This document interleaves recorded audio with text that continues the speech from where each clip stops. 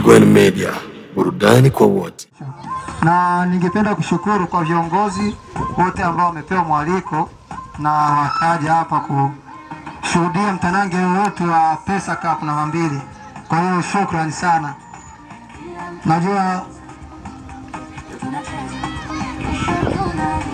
Najua kitu cha kwanza wengi wananitambui kama mimi ni nani. Kwa majina naitwa Shaban Charles, naishi hapa 5/21. Mimi ndo mwenyekiti mkuu wa Pesa Cup.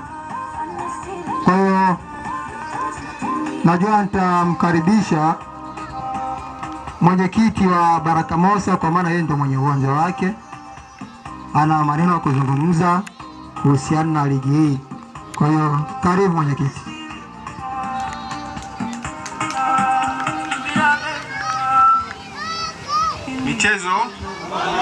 Michezo. Tunafuraha sana kukaribisha tena Pesa Cup kwenye uwanja wetu wa Baraka Mosa. Nitambue uwepo wa viongozi wetu kambini wa mpira, akiwemo Dezoni wa mpira, waziri wa mpira hapa kambini. Kakaeto pale asauti na kiongozi utanisamehe.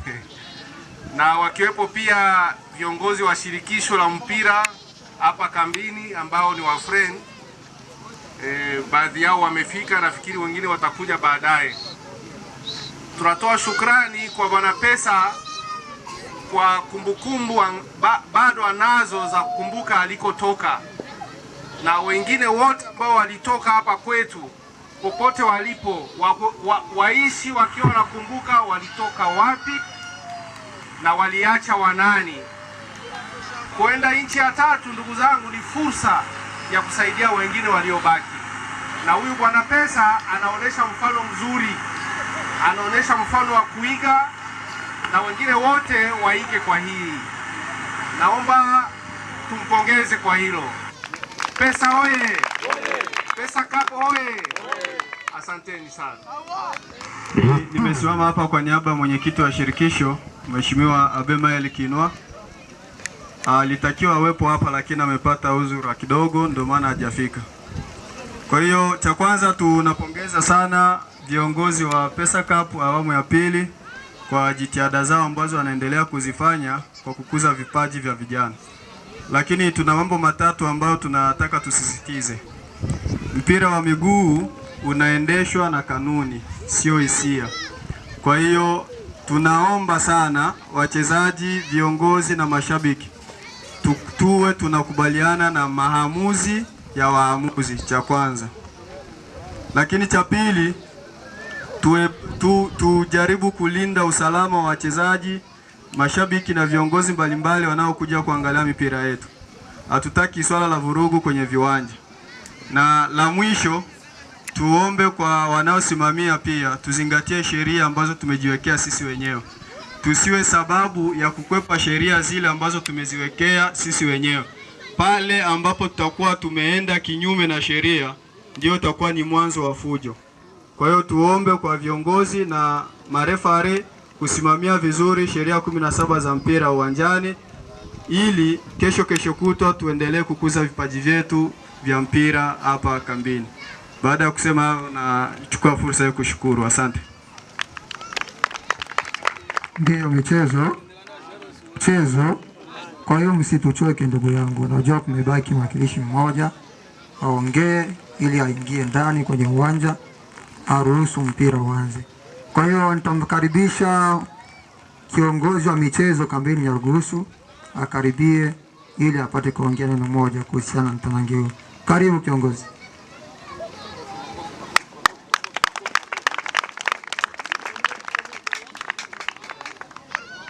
Michezo.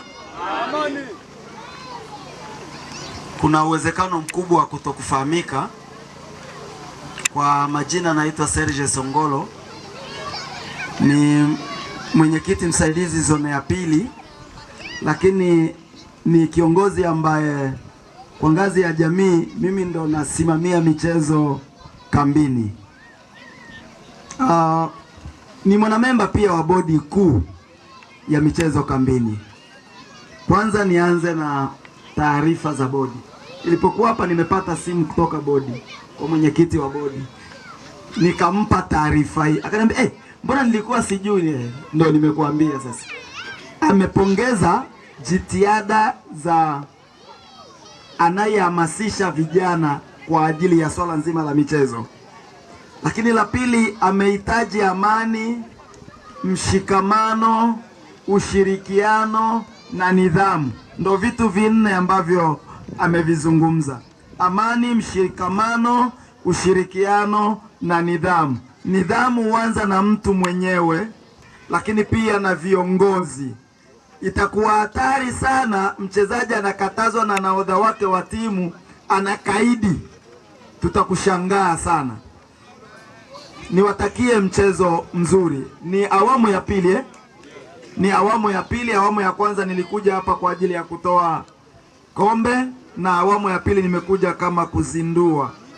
Niombe kile nilichokiona kwenye baadhi ya mechi za awamu ya kwanza ya Pesa Cup, nione ubora zaidi katika awamu hii, maana pia nimeona sura mpya za marefari, lakini pia nimeona kama timu mpya.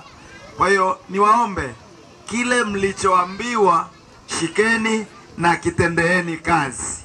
Niwatakie mchezo mzuri. Asante.